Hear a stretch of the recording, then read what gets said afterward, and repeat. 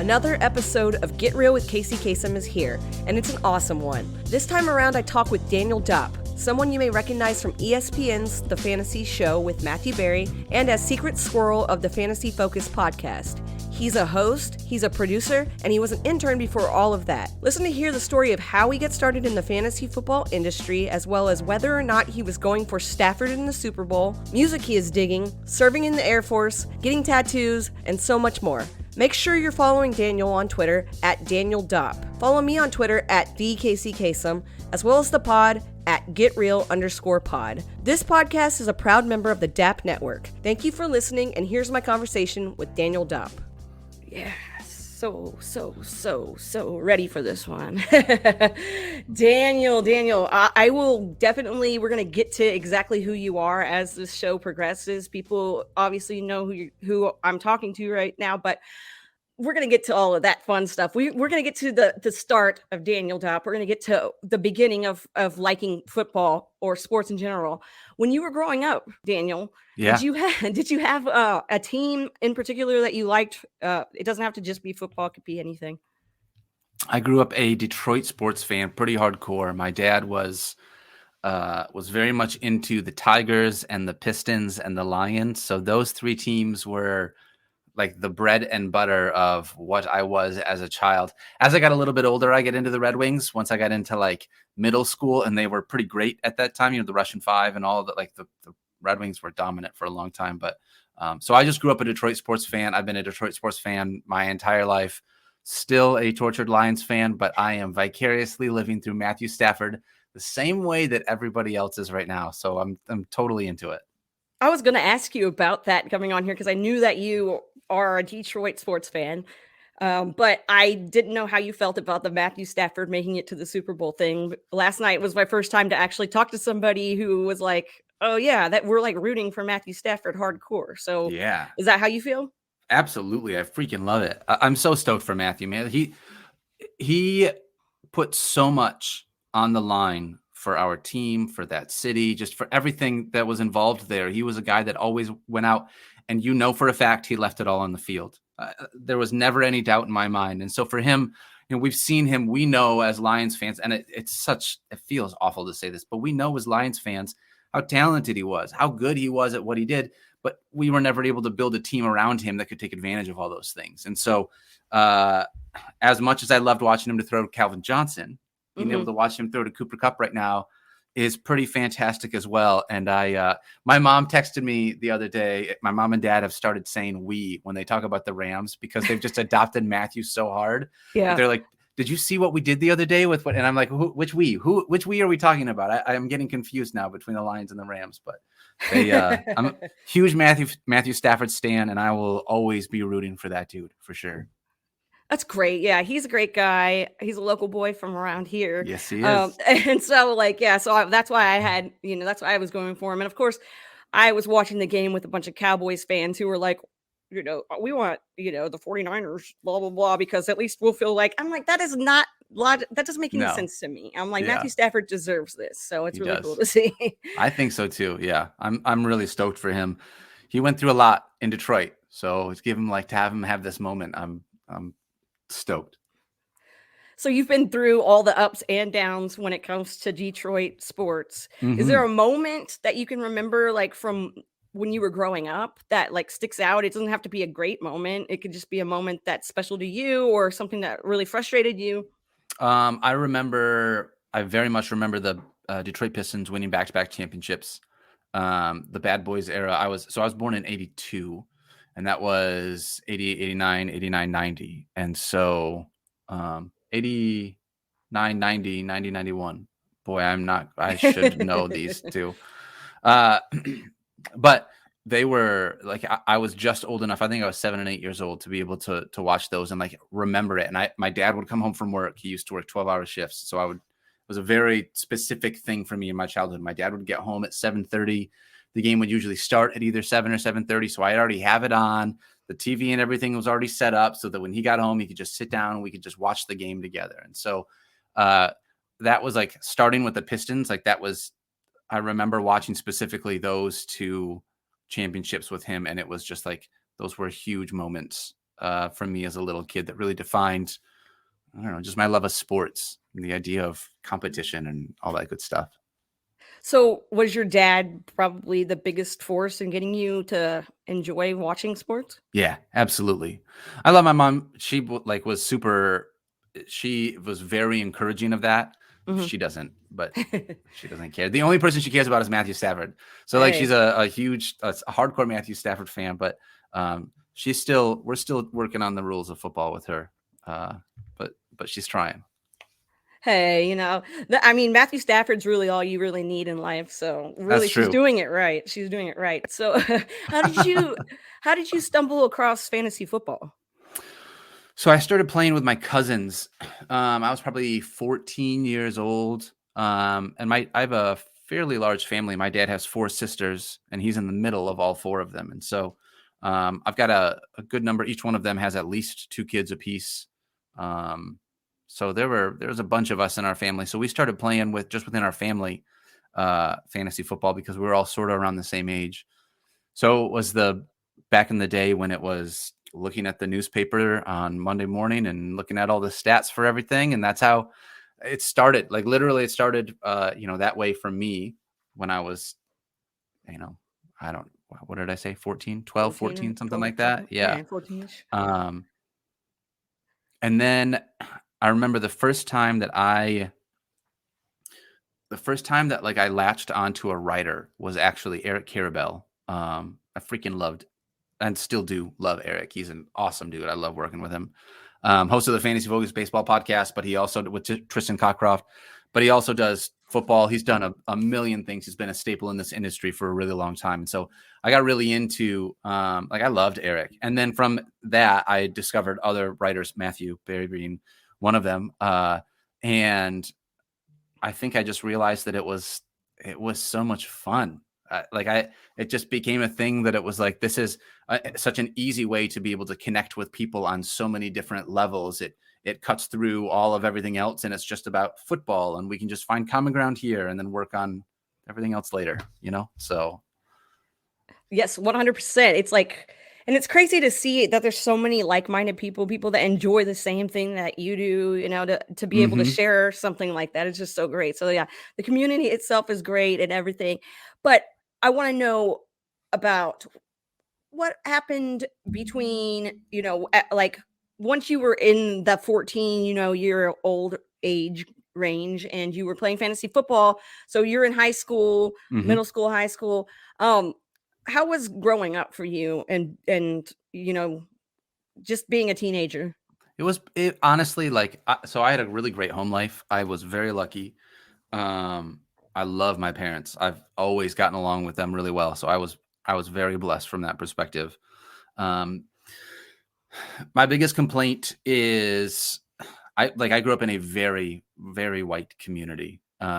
Midland, Michigan, where I grew up was just like my high school was not at all. There was just not a lot of diversity is an easy way to say it. And so uh, that was one of the things that joining the military really helped me a bunch because it put me into situations outside of what I had grown up in. And I didn't, I feel very lucky. I didn't grow up with any kind of uncomfortable things that I needed to unpack later, Mhm. which was really nice.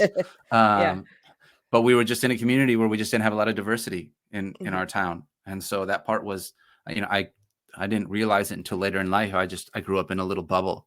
Mhm. Um, and so as I was able to come out of that and experience different things in life, uh, I was still very thankful about the way that I was able to grow up, but it's like probably one of the only things that I would change because I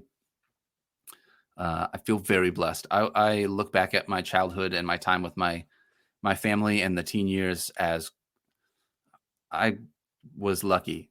Didn't get in trouble. I was a good kid Mhm. for the most part. I had fun with my friends. We were just dumb and stupid, and our trouble wasn't real trouble. So it was, you know, I really enjoyed growing up the way that I did. Are you still in that first league that you were ever in? And if No, no, no. are you still in contact with anybody Oh from yeah, that league? Yeah. yeah, yeah. So we still talk Awesome. because most of them are most all of them are my cousins. So they'll now ask me about what they should be doing for their teams and their leagues against each other, which is great. But it's so much fun to be able to share it with everybody. I still just feel like I'm Daniel from back home in Michigan, just a normal dude with, a normal life like everybody else. I just get a lot more texts about fantasy football now than I did before. So I was wondering about that. So how do people around you feel about joining leagues with you? Are they cool? They want to join leagues with you, or are they scared because they're like, oh, he's got the brain? no, definitely not scared. It's fun. Yeah. I think a lot of it is fantasy, as much as it is a skill game. And it is a skill game to an extent. There is also just a part that's just luck. You have no idea how things are going to work out. There's a human element every single week on every single play, and injuries and whatnot. You have no idea how things are going to work. So, mostly friends really enjoy playing with me. I was in a dynasty league this year we just started it, and I crushed it all through the whole season. I was in first place. I sound like Matthew right now. And I had one of those weeks in the playoffs where all your stars just didn't show up, and it felt like the team that wasn't as good won. But that's fantasy. I mean, we all go through that, right? That's part of how it works. You got to play all the way to the end, and you got to get lucky till the end. So, but no, people enjoy being able to, I still feel like, play against me more so because they can text me afterwards or tell their friends or, rub it in my face. Yeah. I always like that. But, I'm like, hey, I mean, follow my advice, but don't follow the way that I actually exactly. Yeah. You don't even get me started on that. So, Dynasty, you were just talking about. Do you prefer redraft, Dynasty? What kind of which way do you lean? That's tough. I really love Dynasty leagues. I think they're super fun. I love the strategy behind it.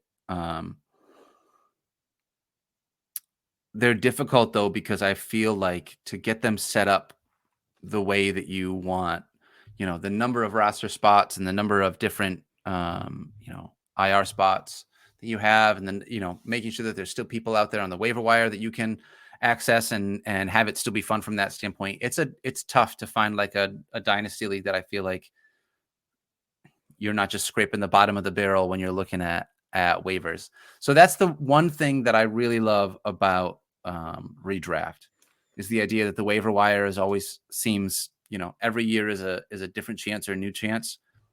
But there's just something about being able to build a team and just see how well you can do that. It's just fun. Even if you're not good at it, it's like, give me a couple years. Like, I want to see that I can turn this thing around and then I know what I'm doing. You know what I mean? No, So. totally. And it's so addictive once you start building your team and doing trades and all that stuff. Yes, definitely. When you started doing Dynasty, how much longer after starting redraft did you come into playing Dynasty? Ooh, probably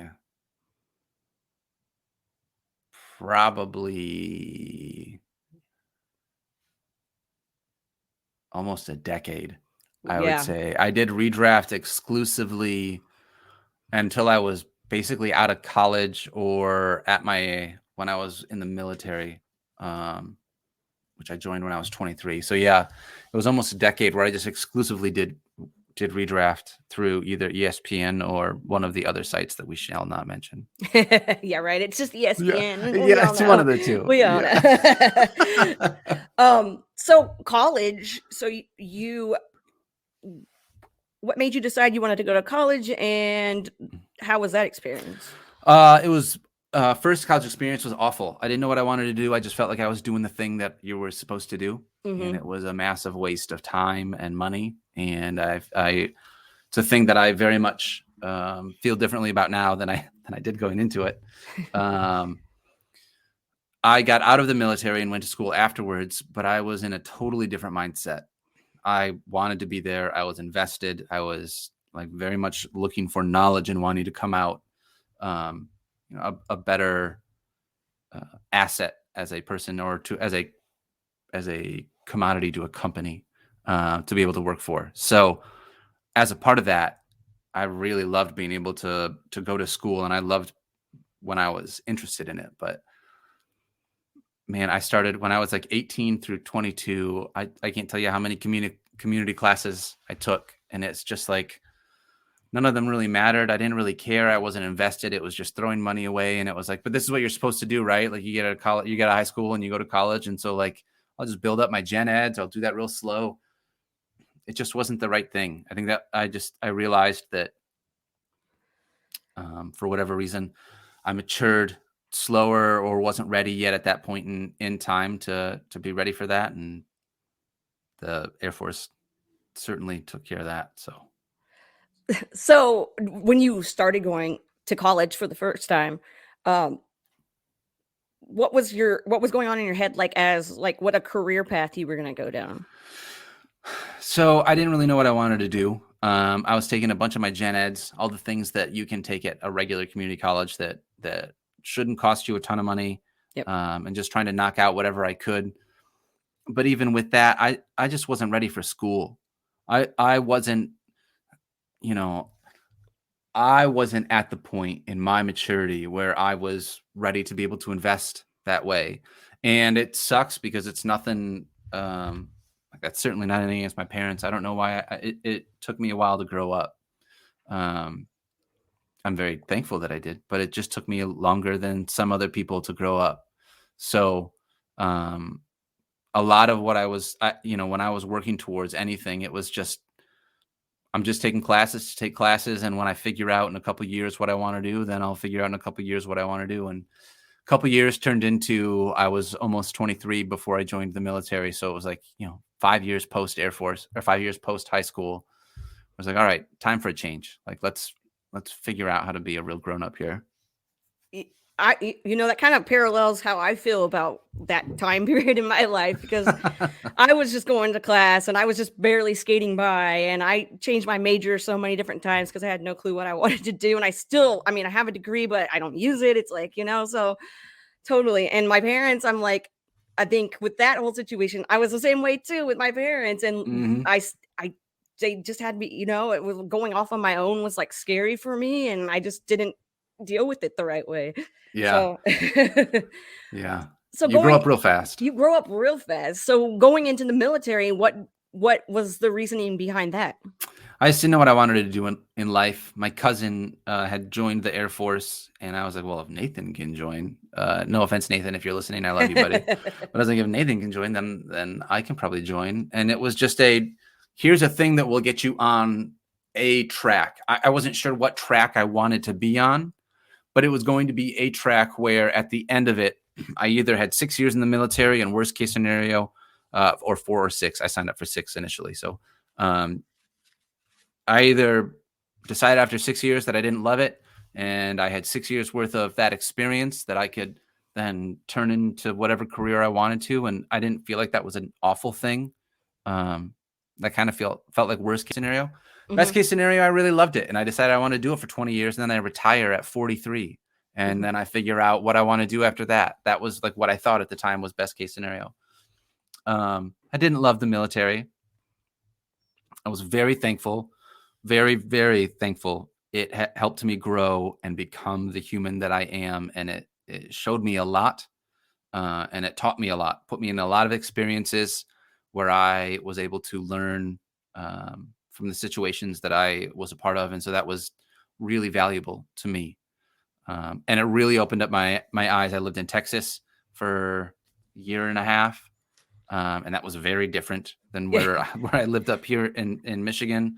And then I was in Hawaii for 3 years, and living in Hawaii was, again, completely different than anything else, especially because the time difference was so big from back home.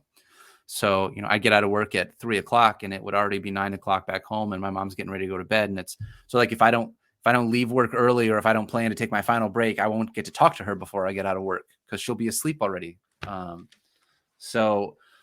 And then I moved to Baltimore, and Baltimore was just a whole nother world that I freaking loved. It was so great. I just loved that city. And I worked in between there and Washington, D.C., but Baltimore and Washington, D.C. and Philly, like that whole East Coast was just, it was a cool spot. And I really enjoyed being able to visit all those places. They're so, I don't know, so much history, and they're all so different in their own ways. And it's just cool. It's cool to be able to experience different things and to experience life differently than the way that I had originally grown up and taken it from the way that I grew up. So the military, from that standpoint, was like a huge catalyst for me being able to understand that I that I'm in a world that is way different than what I originally grew up in, and it was time for me to be able to recalibrate, you know, my expectations and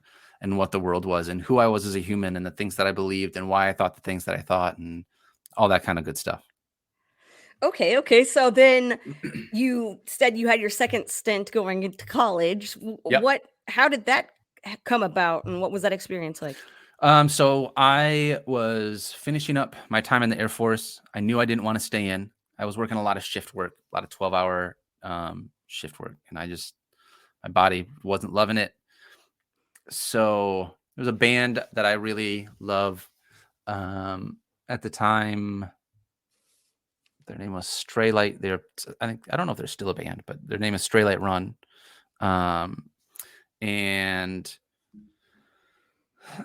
I believe this song is called Mistakes We Knew We Were Making. And in the song, there's a line where John says, and I'm convinced that wondering what if is the worst thing there is. And I remember going through everything that I had been through in the military and the experiences that I had had, the relationships that I had had, how I changed as a human, with the world that I had experienced and the new life experiences I'd taken on. And I knew that that's just not what I wanted to do. The military just wasn't what I wanted. And I really wanted to be able to get out and work for or work with a record label. And so I decided, I've gotten this far. I'll be able to figure it out. I feel pretty good. I feel pretty comfortable with who I am. And if I put my mind to something, that I feel like I can accomplish it and get there and make it happen. So I decided to discharge from the military. The day that I discharged from the military, I actually drove to Washington, D.C. and flew down to Atlanta, Georgia to see a band called Manchester Orchestra play in Atlanta, which was so much fun. For the record, I will always remember that day for the rest of my life because I separated from the Air Force and flew down to see one of my favorite bands, and we hung out. It was the first time I hung out with them, and it was such a great time with my best friend. So anyways, that was for me. But, so I decided to go to school, and I went to school called Full Sail University because it would allow me to do like 8 hours of school a day and get done within like a year and a half. And so I did that, graduated as the valedictorian of my class, which I was super proud of. And there was an internship that was available at ESPN that I had applied for. And I talked to my department head, and him and I had become pretty close at that point. And so that was I said, hey, do you mind writing a letter of recommendation for me and putting in a good word? And he was like, yeah, absolutely. I actually think I know who these people are. So let me see what I can do. And that straight up got me my internship at ESPN.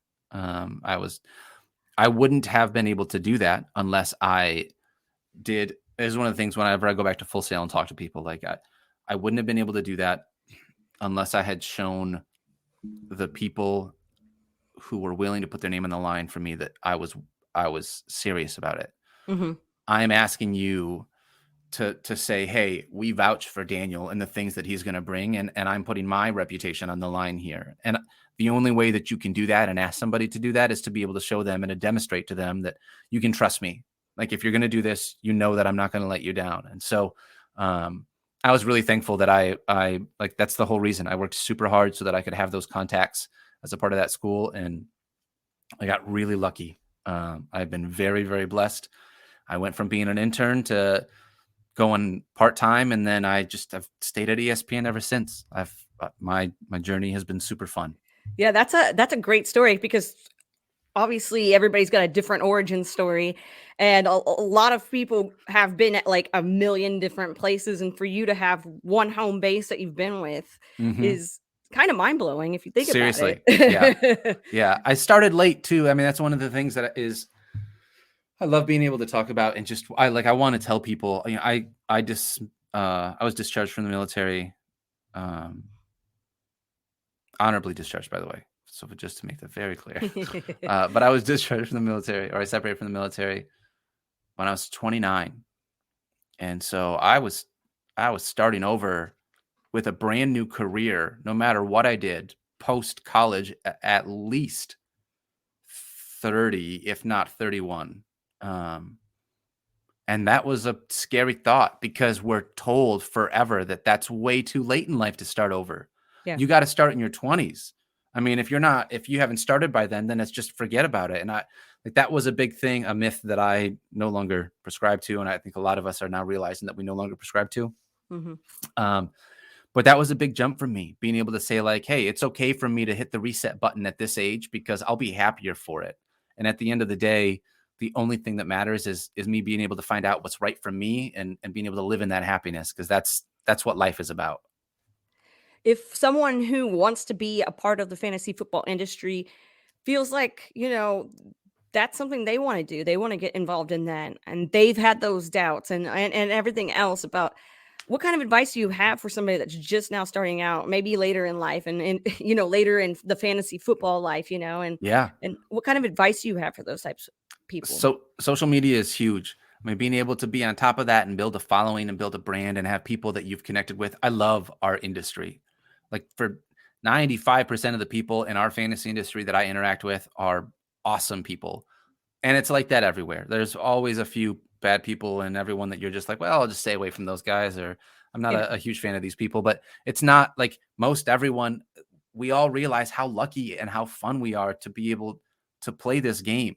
Like it's a way that we can bring people together, and the amount of money that I love all the Scott Fishbowl stuff and everything that Scott has done. I mean, he's an unbelievable human, and the amount of money that he's raised. Same thing with Matthew Berry, the amount of money that he's raised through the V Foundation and what we've done with Fantasy Focus and being able to help cancer research. Like it's so much bigger than football.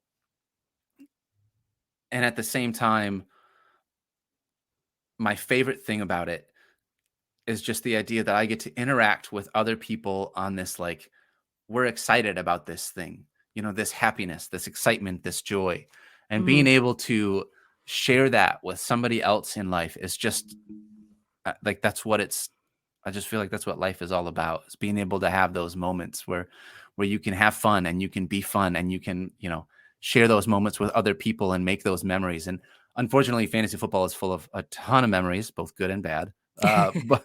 But it's a huge part of that. So being able to build a brand and use social media, get to be a part of the industry, and you start to see the way that you can grow and slowly build from there, and put your content out there. It's right now, I feel like that's a lot of where everything is at. You don't necessarily need to have your own website and you're doing all these things specifically that way. It'd be great to be able to build something like that, but you can start there and start working for a site after you've built up, people trust you and the site Mhm. knows that they're hiring someone that people like and they're going to follow you. So just keep grinding, Yeah, as for long as sure. you have love for it. As long as you have love for it, keep doing it. And when you don't have love for it anymore and it stops being that thing that's fun, then Mhm. just say, hey, that's all right. Let me find a new way to be able to love football, or let me figure out. But as long as you're loving it, like, that's the grind is Yeah. part. Yeah. Yeah. It is great, and, oh, man, the way you said that is exactly how it is. So, when you're out there trying to put yourself out there and being in front of people, how Mhm. when you first started doing that, I'm sure how much experience did you have being in that None, situation? Nothing. none. So when I started at ESPN, I started as an intern, and I became a part-timer shortly after my internship ended, and I was a part-timer for like a year, and they said that they wanted to bring me on full time, but they just didn't have a spot for me. They're waiting for a spot to open up, a headcount to open up. Excuse me. And I eventually I got a full-time job with same digital audio department, and I was producing a bunch of um, not football stuff. Our NASCAR show, Marty and McGee, and I love those two guys. Like they're two of my favorite people. They were one of my first shows ever. I did a hockey show with Scott Burnside. I did a show with Linda Cohn and a bunch of like Andy Katz and college basketball stuff, like things that were just all over the radar. It was not focused on one thing. It was just, hey, we need someone to do these things. And so I was that guy, and I worked really hard to be able to like prove that I knew what I was doing. And if someone needed me to fill in, I remember the very first time I filled in on His and Hers with Michael Smith and Jamel Hill, and Skip Bayless was their guest. And I was like, holy cow, this is a huge deal. Do not mess this up. Do not mess this up. And everything went fine and it was great. But like, I worked super hard to be that guy where it's, if you needed something, Daniel can help. Like, ask Daniel, he'll be the one. Even if he doesn't know the answer, he's always trying to like help and figure things out. And so there's a point to the story. I promise. I'm about at least halfway there. And so I hear that background. Did you hear the background laugh? Yeah, I appreciate that. Good. But I was lucky enough that the producer at the time for Fantasy Focus was leaving, and I stepped in to be able to work with Matthew. And that was great. At the time, it was just a podcast. There was no video. We were just doing audio only. And it was Matthew and Nate Ravitz, and like we just hit it off really well. And so I stuck around and kind of asked Matthew if he felt like it would be okay for me to stick around and advocate for me to stay with the bosses that be. And a year after that, Matthew was getting a TV show called The Fantasy Show with Matthew Berry that has started out on ESPN2, now on ESPN Plus. And I had a conversation with him. It was a huge deal to me. We talked about his show and some of the stuff that he could do for it. He thought it was cool that I had some creative ideas that we had done with Focus and they had worked out. And he asked if I would sit in on some of the TV meetings. And I thought that was a huge deal to me, that Matthew would think that I was creative enough and want my input on that. And so we left that first TV meeting that I was in, and I said, Matthew, I'm going to tell you this. I think you needed a co-host for this show, someone to help set you up, someone to do all these things. But I think I have an idea for who I think a good person would be. And he was like, oh yeah, who do you think it would be? And I was like, well, hear me out, Matthew. I think I would be really good at this, because the podcast, people already know me. It's like low key. We have a great relationship. We have a good sense of humor. I can, my fantasy knowledge and that we can go back and forth. So 4 years to the day after starting, 4 years and 1 day after starting at ESPN as an intern, I was co-hosting my first TV show on ESPN2 with Matthew Berry. So I went from it felt like just a normal kid, normal dude that was just doing all this stuff, to within a handful of years, it's like, holy cow, how life has changed so much in an unbelievable way. And the podcast, being able to produce Fantasy Focus, was already a huge deal for me. I didn't realize how big of an outreach, we had at first when I first took over, and how big that show was. But I was a behind the scenes person, and I got lucky that I got paired up with somebody like Matthew that's really good at entertaining and pulling stuff out of people. And him and I just connected in a way that I am super thankful for. And that kind of helped pull me into whatever it is that I'm doing now, whatever weird random hybrid role that I have for fantasy football right now. I do like the hybrid role, because I was going to ask you, I don't really know exactly your title for everything, because I feel like you do you do it all. Yeah. So I'm technically the producer of Fantasy Focus Football with Matthew Berry, Field Yates, and Stefania Bell and Mike Clay. And then I also co-host our DFS podcast with Mike Clay and Al Zeidenfeld. So I co-host Focus and produce. Mike basically produces that show, if we're being honest. And then I am the co-host, and I think was supposed to be more of a producer, like an on-air producer. But at this point, it's just the co-host of the fantasy show with Matthew Berry, with whatever silliness transpires with that show. And then whatever else comes up. I just love talking about fantasy football and telling people to love each other, and wherever else ESPN wants to put me, I'll go there and do that too. So that's rad. Yeah, I like that. So you get to work with Matthew Berry, who you brought up earlier was somebody that you respected their work, and he was somebody like that. He wrote a love-hate, because he's known for his love-hate, and he wrote one and it involved you. Mm-hmm. So how did you feel when you found out that was going to happen? It was a pretty cool deal. Because I knew that I had already been doing a lot of stuff with him at that point, and I knew how big of a deal Love Hate was. Mm-hmm. And to be able to do that on Veterans Day and kind of look back on the service that I had and what it meant to me, it meant a lot. It meant a lot. There's a lot of people in his life that he could be able to decide he wants to. This is one of the things that I always carry with me.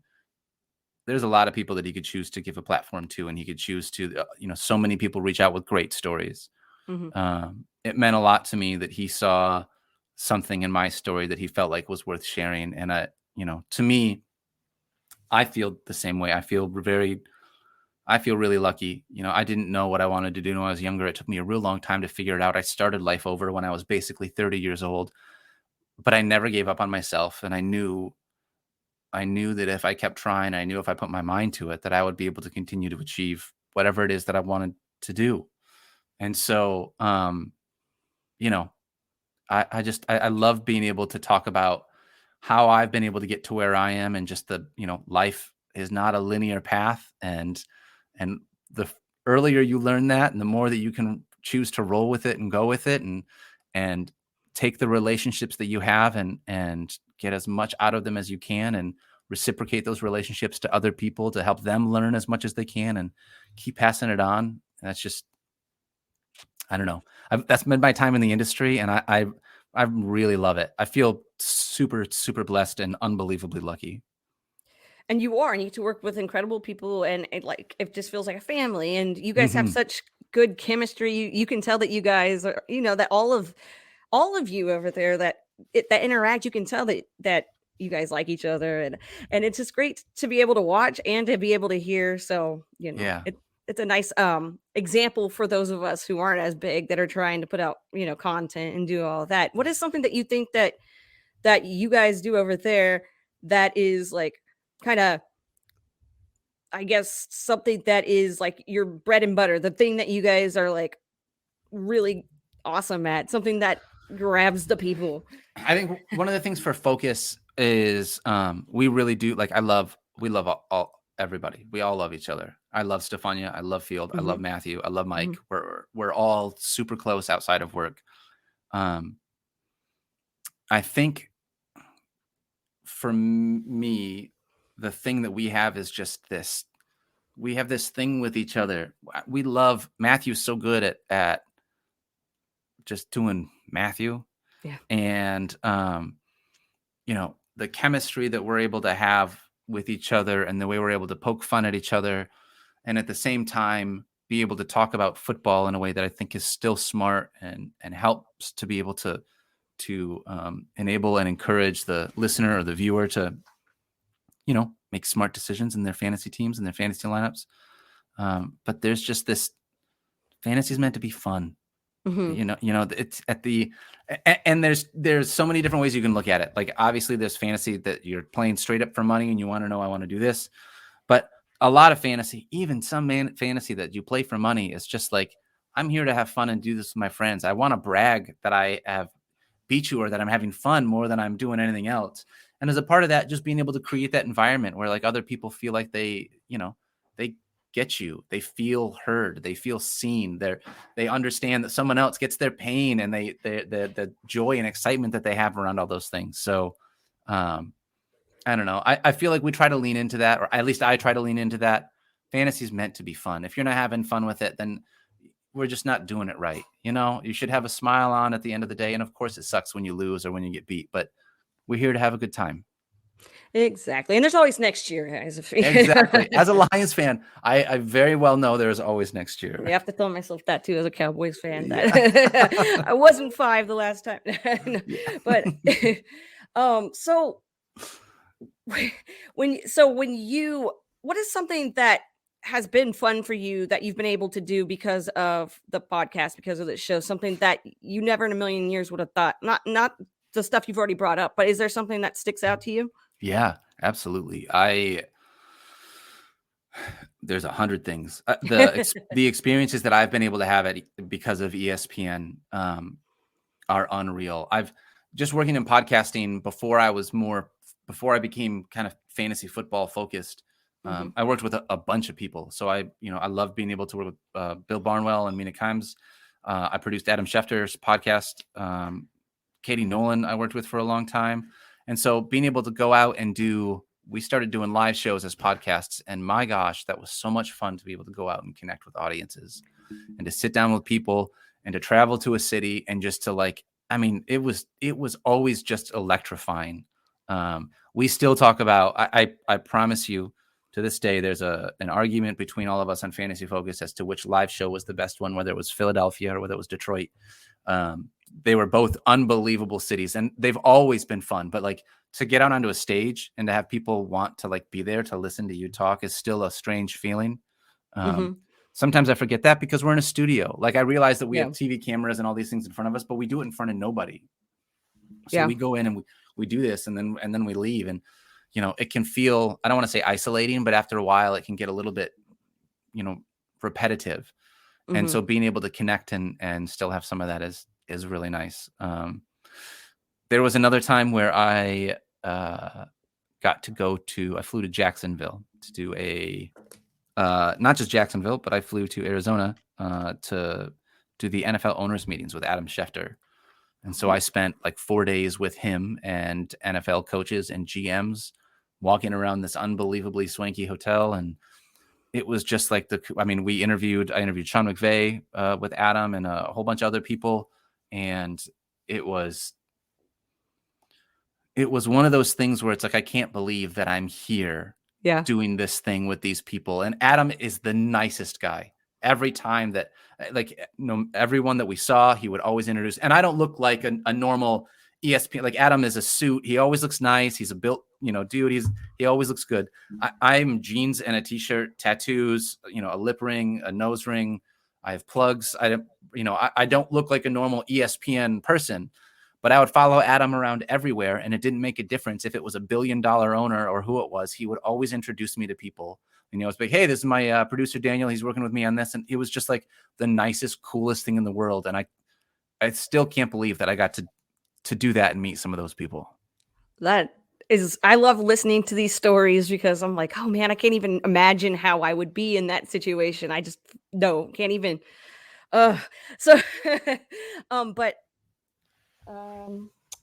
So when you're producing, what is the biggest fear that you have, or what was the biggest fear when you first started? That we weren't recording. That was always my biggest fear. I felt like I could. I felt like I was pretty good at mixing and editing. Well, that's one of the things that I think helped my early on in my career is I was really good at being able to put stuff together, and having a decent ear for stuff like that. Mm-hmm. So that was a thing where if I needed to edit something together, I felt pretty comfortable with that. My biggest fear was that either it wasn't recording or what you thought was recording didn't come through correctly, and there's no way to save it because once a moment happens, you can't recapture it the same way again. Mm-hmm. And we have lost, I know for a fact that we lost one Fantasy Focus show. Actually, no, we've lost two. We lost one at the beginning of the season that didn't ever go out. And so in 10 years, we've lost two podcasts because some, technical glitches or things happen. And when you have to re-record it the second time, it's just always a little bit of a slog. And it's we've already done this once, and that inspiration doesn't feel there. And it's just, it's not the same. So always, always, always, always my biggest fear. How did COVID change how you guys did stuff? Changed it a bunch.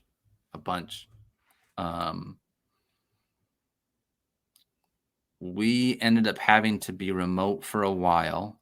We were lucky, and one of the things about our podcast that I love is that all of us are on campus. A lot of our other ESPN podcasts, and just a lot of podcasts in general, sports podcasts, especially if you're talking about reporters and stuff like that, they're everywhere. People don't get to just necessarily sit down in front of you. And so it was really, really great for us to be able to do focus all in person with each other. And COVID put a big hindrance on that. And once we came back from that, I had to have it set up where we made sure that all of our talent were apart from each other. So Field and Matthew have to be at least 6 feet away, but then Matthew and Stefania have to be at least 6 feet away. And we don't have a 12-foot couch that we're putting people on. So it's then we're going to put Stefania, and this is the hard part. We're going to put Stefania in a different spot in another room because at that point that was the only option we had. And then you feel disconnected from that Yeah. person, and that Yeah. person feels disconnected from you. And everyone knows it's not the situation that you wanted, but it's like my hands are tied. We're trying to find the right way to be able to figure it out. So eventually we got to a point where we were able to be in the room that we're in now, to be spaced out and do that. But that was a really big thing for us, and something that is really tough, because I feel like a lot of our podcasting is interacting with each other real time. And as so many people have figured out, as soon as you start introducing technology into that, and it's over Zoom and it's over whatever, like sometimes it doesn't sync up. There's delays and there's stuff, and it's talking over top of each other, and it's just not the same. It's just different. So from that standpoint, it was tough, but still super lucky that we were able to keep going through all of that. And we were, I don't know, it's been a thing. COVID and fantasy football, I don't unfortunately think that we're done. Yeah. We'll see how it keeps going on, but I'm ready for it to be done, because I want just regular fantasy back. Yeah, I was about to say, how difficult does it make talking about fantasy? Because it feels like every other day there's a million other guys on the list, and you don't know who's going to play this weekend. Yeah, it just feels like everything is so fluid all the time, and it's like you want to be able to talk more concretely, to be able to speak like I feel more strongly about this than I do, whatever. But understanding with the COVID situation, everything is so up in the air all the time, and things just change like that. And that's the thing we talk about it for the DFS show all the time, especially, you've got to check back in last minute, because who knows up until kickoff, what's going on with people, and how it's going to change, and what it's going to mean, and how that'll change offenses, how that's going to, like, last minute, who knows. This is the stuff that's just, it makes it tough for everybody to be able to have better vision going into the game for game plans. So we do the best we can, but COVID certainly throws a wrench into it. It does. I mean, I can't even tell you how many lineups I forgot to go and fix. Oh, yeah. Last minute. I'm like, sorry, life got in the way. But so when you guest on other people's podcasts, because I know that you have guested on other podcasts, you're guesting on this one right now. How do you go into shows that aren't like your show, going into some other show? Like, what is the thought process when you get asked to come on another show? My thought process is, if I don't know who the person is, which I already knew who you were, then I would check them out and kind of figure out if I feel like I would vibe with that person or not. And then if it's during football season, it's different, because I usually prepare more for that week, because people will just be asking questions. Outside of football season, I try to look at my life as an open book, and I've had a lot of life experiences that I feel super fortunate to have had, some that I feel less fortunate to have had, but I've also learned a lot from them. And I would love to be able to help other people learn from my experiences, so they don't have to have the same ups and downs that I did in life. You know what I mean? Yeah. So when I go into a podcast, it's just, what do you want to talk about? And let's dive into it. Like, that's not to say that I don't prepare for things, because like in football season, I'll look at whatever we're doing that week. But in the off season, I love talking to people. I love relationships and learning about people, and letting other people know there's others that are like them, that have the same interests, that think the way that they do, that are out there too. They're not alone. You are not alone. There are more of you out there. So many more. So many So more. many more. Like, like with fantasy Twitter, for instance, like, why do you think that fantasy Twitter is as big as it is? So there's a couple reasons. I think, one, people actively enjoy the community for the most part. I think that people enjoy being able to talk with others, because it's something they're passionate about, and they found other people that they can talk about it, and they can argue with somebody back and forth, and you can see that passion in it. And then you get to put that passion to the test by actually putting that player in your lineup, or having a DFS lineup with that player that you said was going to do better than this person. And so, there's this thing that you can't take away from it. That's just so personal, I guess. And shoot, there was a second part to that I was definitely going to say, and I forgot what the original question was. So did I. No. No. I tell you, look. But I love I knew where I was going to start with that, but About Twitter. Okay, so it was oh Twitter. yes, that's what it was. Okay, Mhm. okay. The other part about that is fantasy is such an interesting game because we're in an industry that is so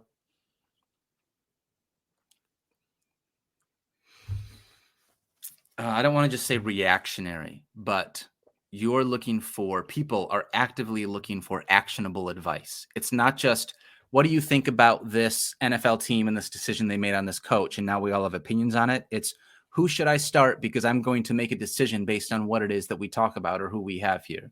And so I think that naturally spurs this conversation that people get really interested in and they dive super deep with. And so because of that, there's a lot of crowdsourcing of, what do you guys think I should do? Because I don't want to, I'm either overthinking or I'm not sure what I should be doing here. And so just being able to crowdsource that, I think, is a huge part of it, especially when you have access to being able to tweet at people that, you probably wouldn't have access to elsewhere. And who knows, maybe people answer your tweets, maybe they don't, but it's one of those things where it's like I think people realize that there are so many other people out there that they can kind of either help themselves feel better about their own decision-making process, or they're actively looking for someone to say, I would actually do this because, and then they've been, however they were going into that situation. So I think those are the two main reasons why fantasy Twitter is so engaging. Yeah, it's like you brought up Scott Fishbowl earlier. That's a big Huge. part of making friendships, making connections, like the chats, just the league in general. What division are you in, and by the way, which division were you in? I was in the boys to men division this year. Hey, yeah, like it. Yeah. That's awesome. So like with Scott Fishbowl, it being so big and being such a important like starter for the season, like that draft is something that a lot of people look forward to, and we've talked about this numerous times and Scott's been on. But why do you think that something like that has brought the community together so quickly and so much to a large scale? I think it's cool because people generally want, I shouldn't say that. I think I see a lot of humanity in Scott that I see reflected in others. Mm-hmm. And I want to believe that there's a lot of other people that are out there that are like that. That at the end of the day, like, yeah, we're all a little bit different and we all might think, different things. And I love the Lions and you love the Cowboys and this person, or we all grew up slightly different. But there is a way to be able to positively impact this world or these communities. And fantasy football is a way to do that, both by being able to show others that there's a community of people that you can have around you to help with those relationships, to be able to be, I know you're just as much as I am, a big mental health awareness, like having others around you to be able to, so that you can know that you're not alone, is just as valuable as it is being able to raise money, to be able to give, all the stuff that Scott does and all the stuff that Matthew does with the V Foundation. Like there is so much good that can be done from it. That's just in the name of having fun. And so I don't know. I think it's really cool for people to be able to realize that at the end of the day, if they play fantasy football for a little bit of money, then like, cool, they get to bring home a little bit of cash if they win. And maybe they want to donate some of it to Austin Eckler's charity or whatever person of choice on their team that helped lead them to a championship. They donate a little bit of something, because every little bit, goes a long ways. And I just feel like social media, for as good and bad as social media is, and it is just as much both things. I think that's one of the ways where positively you've been able to see that outreach and that really awesome impact from others in this community that have a platform to be able to help spread that goodness in this world. More of what we need. Definitely more of what we need. Yeah. You brought up mental health and how it matters and how it's important. When you need that kind of break and you need to kind of like step away from things, what do you do to kind of take your mind off of things that are bothering you? Music, usually. Music is a big thing for me. I grew up an emo kid. I'm probably still an emo kid, even though I'm not a kid anymore. But music has always done this thing that just speaks to me and calms me or connects with me in a way that I've just always appreciated more than other things. both playing and listening to music. I've recently, especially over quarantine, I would just put on records of bands that I loved, and I would pull out the guitar and I would turn both my guitar and the records up super loud and just try to learn how to play songs of like my favorite bands. Cause I couldn't, it's not like we could go anywhere. I was in my house for a year and a half straight. And so it's like, I'm not good at writing songs by myself, I don't think. But it'd be cool to learn how to play this Emery song, or to learn how to play this Future Teen song, or to, figure out how to play this Thrice song or whatever. And so I spent a bunch of time being able to do that. And that's a big part for me, for my head, being able to like clear stuff out, is just like dive into music, and whether it's listening or playing or trying to learn and just play along and have fun with, thrashing through the passion, I think. Thrashing through the passion. Yeah. That's a great, I like that. Okay. Yeah. Let's go. Music. I know that music, I knew that it is a big part of your life. So, and you had brought up going to live shows and everything. Mm-hmm. And then, we had to be in quarantine. We couldn't go anywhere, and you couldn't go see live music. So did it hurt to not be able to go? Yeah. Oh, it sucked. I missed it so much. It's one of those things I realized a lot over quarantine. And mind you, I was getting divorced through that same time. So a lot of my quarantine period is murky with my divorce period. And it's a little bit tough to separate the two. But I realized how valuable community and relationship was in a way that I didn't. I already thought that it was valuable, but I realized how much more valuable than I already thought it was. It really is. It became very difficult for me being alone, not having people the way that I normally had people, those relationships in that community, not being around, or having to do it over Zoom, or not be able to leave your house for a little bit. Like everybody was cool, no big deal. Yeah. And then after a while, it's like, boy, oh boy, I miss everything. I miss just what it feels like to have other humans and interact with people. I don't love texting anymore. I just want to call people because I want to hear someone's voice, because it's like all we do is just over a computer as it is nowadays. And I know that that's weird, but it's that was definitely a big thing for me, realizing a lot of my anxiety and depression, which didn't come on until, like, I had never dealt with anxiety or depression until my divorce, which was just before COVID, unfortunately. So they kind of go hand in hand. And I learned a lot about myself, and I learned a lot about what I didn't know. I wish that I had known, but you can't know until you know. And then when you know, it's like, boy, I wish I didn't know this. Why didn't anybody tell me? Yeah. I listened anyway. You wouldn't have, it wouldn't have made sense. It wouldn't have worked. It wouldn't have. Yeah. I think that this whole quarantine, COVID, and everything has taken a toll on a lot of people too, mental health wise. Like, I started therapy because of COVID. I was like, this is me. I'm alone, and I feel the loneliness of not being able to see people. And I worked from home and all this other stuff, so it was just like a weird situation, because I'm the type of person who's like, I don't need to go out, I don't need to do that, but I did. So I feel you. So you brought up your divorce, and you did tell me I could talk about whatever. You can talk about anything. No, but you actually did post that a few days ago. I saw that you had a nice post going, and a lot of people actually told me, hey, or retweeted it or whatever. I saw it. So what made you decide that was something, you wanted to share that experience with people as well? I realized a lot about the relationship that I was in, and the way that I never really looked at myself as somebody that was in an abusive relationship, in part because my ex-wife was, 4'11", 98 pounds or something like that. So it was never a physically imposing person. And it's not that I didn't give credence to the idea of mental or verbal abuse or emotional abuse. I guess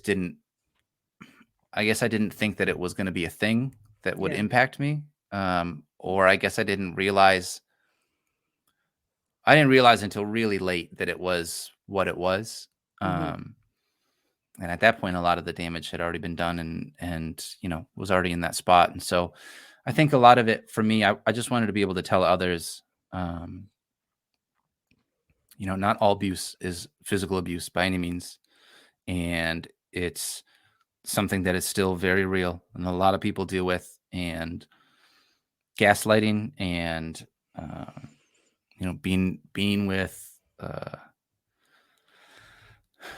people that are not truthful and whatnot. It is a big hurdle to be able to overcome, and I've been doing therapy for that for a long time, and that's one of those things where it's just like I said with all the other stuff. Nobody's alone. Like we're all, unfortunately, there are a lot of other people that have been through that have felt the same kind of feelings of, I felt like I was supposed to, I needed to stay for my partner, because if I didn't, then they would be alone. They wouldn't have anybody else, because they had everyone else had abandoned them in their life because they were an a-hole to everybody. And it's like, if I leave, it's just me. Like there's no one else for you. Yeah. So I painted this like picture for myself of why I couldn't leave for so long, thinking I was doing the right thing. And it was just, it was investing into somebody that was never going to invest back. And it took me far too long, unfortunately, to realize it. I'm so thankful that I did. I have learned a lot, still learning a lot about that relationship and the current relationship that I'm in. I've been in a relationship now because I've been getting divorced for so long.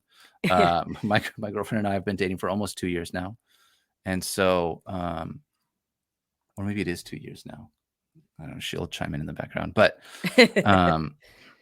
it's been unbelievable to kind of be in a relationship post that has felt healthy, that has somebody that wants to communicate and actively reciprocates. And a lot of those things, it was something that I was really nervous about diving into after, like, post divorce, with that relationship and figuring a lot of things out. I feel really lucky. With the partner that I have, because she is pretty awesome, and she's dealt with a lot with me over the last 2 years going through this divorce. And I know we have both been ready so that we can move on and have our lives together. But hey, you know what? I'm not even. You and I, the parallels are very similar on a lot of stuff. So, yeah, I get that. Before I forget, because Bring it. you've been okay. Before I forget, do you think that if you were put in a room with like 10 fantasy analysts who know who you are, but you didn't have your beard and your hair wasn't the way that it is? So let's say you were clean shaven, cuts, nice haircut. Yep. Not that your haircut isn't nice now. I prefer that. No. But do you think that the majority would still be able to recognize who you are? No, I don't think so. Especially if you're wearing a long sleeve shirt. As long, not like I'd have to not have the tattoos and the piercings, because that would be the thing. Yeah. But I don't know. I don't think so. I think that the beard is such a giveaway. And I've grown my hair out over quarantine. I love having long hair now. It's so much fun.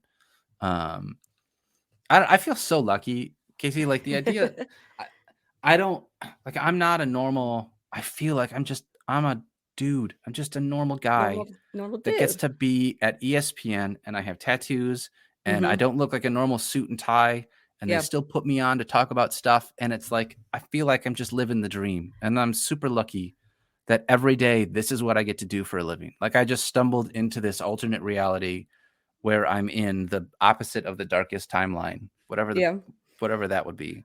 The brightest timeline. Brightest. Yeah. I don't know what the opposite of a timeline is. Yeah. But yeah, I think because of all, like, I'm lucky that ESPN lets me do all of these things. But I think if you took it all away and I was clean shaven, I don't know. People have seen me this way for so long. I haven't had had a beard in a decade at this point. Did you get any pushback when you first started with ESPN? Or were they all cool about it? They were all cool about it? Super cool about it. That's super dope. Yeah. And I love how that stigma of you're lazy or you're drug addict or whatever, like the stupid stuff that people just want to think about, so it's cool that stigma is going away. And it's super cool to be able to see somebody on TV that's like, that's a normal dude. Like, because you're so used to seeing suit and tie that it's Yeah. so cool to see somebody that like, oh, I could just hang out with that person. I think that's a big part of it for me is like, and I get it. I totally understand the idea of having analysts because they're smart and they do these things. I also feel like we're playing this game and we want to make it relatable to people. Yeah. And, you know, Mike Clay and I are two completely different people, but man, I freaking love that dude. Yeah. And, like for us to be able to get on and talk fantasy, like we're different with the way that we do it. And I'm lucky that ESPN lets me do it looking like this. You know what I mean? No, it's super cool. Which is great. So when did you get your first tattoo? 18. I was 18 years old. I got a little fish on the back of my shoulder. And then I didn't get tattooed until I was in the military. And I counted it as my first tattoo because it was my first tattoo. But then everything else that I've gotten after that has been big. So like that's the only like little thing. I did a chest piece in the military. Let's see. Hi. I did a chest piece in the military. And that was 23 when I started that. And I finished it when I was 26. And I also did my right sleeve, my whole right sleeve. I did when I was 25 or 26, and my left sleeve. And I have a side piece on my right side that goes from basically my armpit down to my like waist. Cool. And I got all of that done when I was in Hawaii. Everything. My buddy Amy, who worked at a shop called Tattoolicious in Hawaii. I loved that shop. It was so much fun. And Amy Showalter, she now is in Austin, Texas, I believe. Her and her husband, Jesse. And I freaking, like, Amy crushed it. She was awesome. And then I've only gotten one tattoo since then. I got a tattoo on my left side of puppets on the TV show when I came in last place on the fantasy show for the fantasy show league. So that was fun. Look what you're doing. I mean, another excuse for a tattoo. Hey, you know what? It worked out. And worst case scenario, I get to say, look at these dumb cartoon puppets I have from the TV show that I was a part of when I was younger. Like that's perfect. What a crazy story that is to tell somebody. That is a great story. I mean, a great conversation starter too. So, right? Like, you know, so with their tattoos, I mean, they're still pretty bright, aren't they? They look pretty good for being, they're not doing too bad. I like that. All right. Yeah, those look nice. Those look nice. So do you think you're gonna get any more tattoos? Someday. Yeah. I like it. First off, I've enjoyed being pain-free, man. Yeah. When we did the side piece for the TV show, we had to do it in one day because we asked a guy named Tiffer Wright flew up, and he was on Ink Masters, and he also works in somewhere in Texas. I feel bad. Sorry, Tiffer, that I don't remember. I think it's Dallas. But he is awesome. I freaking love his stuff. Tipher, Wright, Wright, and he came up and did my entire side piece, but we had to do it in one day.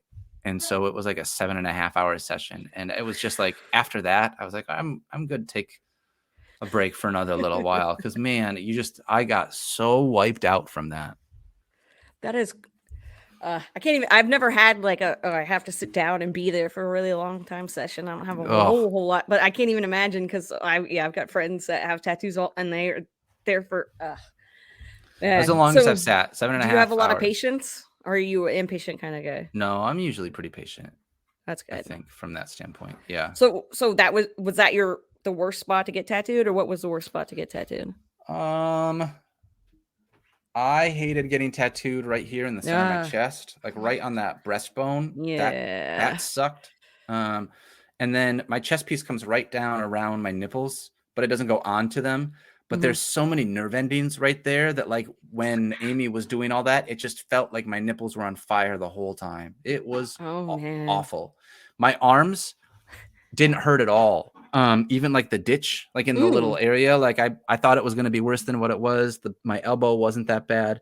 Underneath in my like as it got close to the armpit, that was another area where there's just like a lot of nerve endings. And the Yeah. closer she got to the armpit, the more it felt like she was just in my armpit. And but she was like 4 inches away, but I could swear she was just jamming that thing into my armpit. So those are probably the 2 worst places.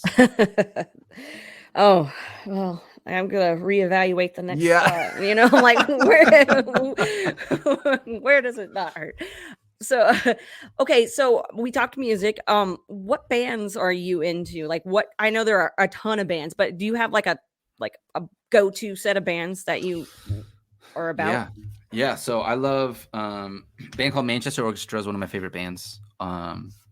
Always will be. Pedro the Lion. It's a guy named David Bazan. I'm a huge Pedro the Lion fan. There's a band called Future Teens out of Boston that I have loved recently. They were a real big band that I listened to during my divorce and really enjoyed them. My buddy Tyson Matzenbacher is a guy in California. He's written a couple of really awesome records. One of them has like a Seattle-y kind of vibe. The other one is more of like a LA surfer sort of vibe. They're each their own thing, and they're both very cool. Cool. But I love Tyson a lot. There's a band. I mean, there's a band called Movements that I really love. There's a band called Tiny Moving Parts that I really enjoy. Emery, I wear their shirts all the time. They're like, I love them. They're just good dudes. Dance Gavin Dance. But probably over the last 2 to 3 years, I would say Phoebe Bridgers and Julian Baker were probably like my 2 most listened to artists out of anybody. So like I freaking love Phoebe Bridgers. She's just unreal. And Julian Baker, I remember the first time I found Julian and I was just like blown away by her. She's just incredible. And then the side project that they have with Lucy, which I can't believe I'm forgetting what it's called. But anyways, yeah. So that's at least a handful of them. But I have, man, I love music so much. And there are so many things to be able to, I feel like, continually find. And I'm always finding new stuff to be able to connect to and other ways to be able to, just feel connected with other people or those who wrote the music, which I think is fun. It is fun. And we had talked about live shows earlier. Is there a specific live show that you can think of that was really instrumental in like getting you into liking music as much as you do?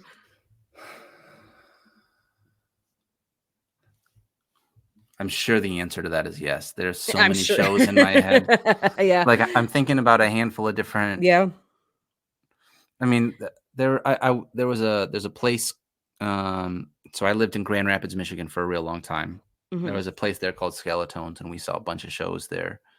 And it was this tiny little coffee shop venue that these bands would come through and play at. Then to us, they were huge bands. We realized that they weren't big bands now, but it's like they were on a label and they did all these things. And it's like, they would come and sell out 80 tickets, and 80 tickets in this coffee shop was like, the whole thing was just full, and it felt like the floor was going to cave in, and it was so much fun. And I think being able to do shows like that and experience it. There's also a festival called Cornerstone that I went to. A bunch of Christian kids, if anybody is listening, it grew up like that. That was like we all went to Cornerstone for a number of years, and it was like a Christian Woodstock kind of a thing. And that was awesome. Like the bands that we would go like be able to see play there was super cool. Yeah. Yeah. And then there's just so many stories. So many. I've been so lucky. I've been so lucky to meet a lot of the artists that I have been into. David Bazan is my favorite artist of all time. He is the guy that's in Pedro the Lion, and I freaking love him. He played a house show at my house here a couple of years ago in my basement, and it was just an unbelievable experience to be able to have that. And so like that was it was I've been lucky enough to have a lot of cool things happen. So it's been fun.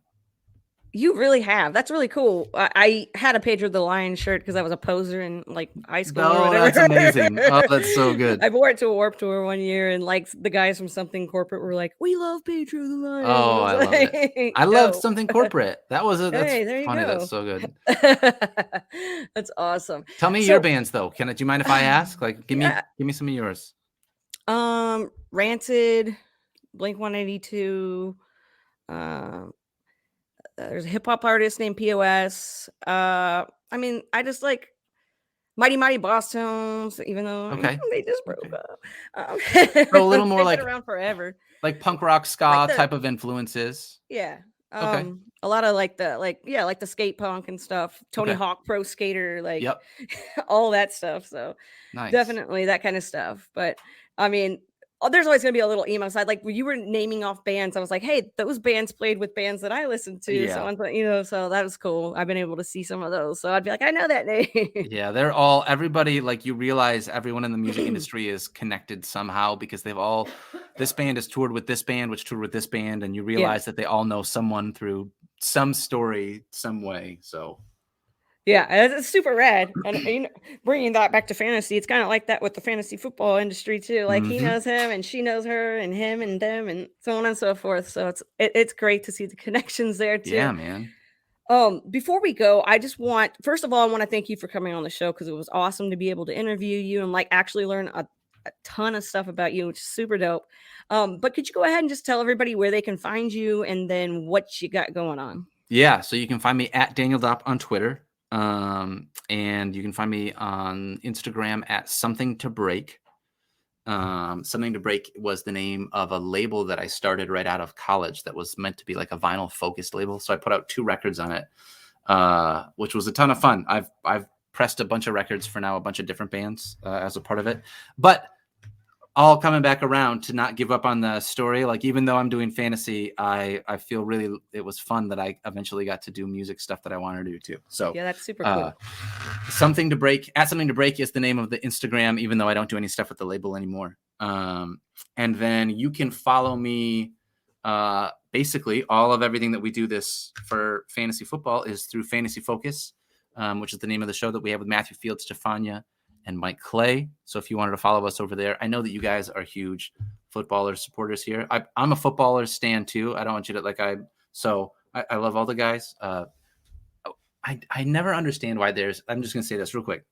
I never understand why there's this thing in the industry where it's like, it feels like sometimes people are like, you have to pick, like, I like these ones more, or like what, and it's just like, nobody just likes one band. Nobody just likes one. Like, it's okay to listen to more than one. And you can have one that you like more than others, but that doesn't mean that you need to put other ones down. Like, it just seems so stupid to me. And I think at least for me, like that's not loyalty to a podcast. That's not like, let's be more inclusive within the industry. Let's get more people doing this. And like, yes, 1,000%. So anyways, I'm very much, you can check us out at Fantasy Focus. And then the TV show that I do is called The Fantasy Show with Matthew Berry. It's available on ESPN Plus. Now that it's the off season, we're going to take a little bit of a break. But you can check me out on social and I'll be there throughout the off season doing some things. Excellent. Go check everything out. Please, if you're not already following Daniel, go follow Daniel. Thank you very much. And make sure to tune in next week for another episode of Get Real with Casey Kasem. Make sure to remember to stay rad. Very important. Very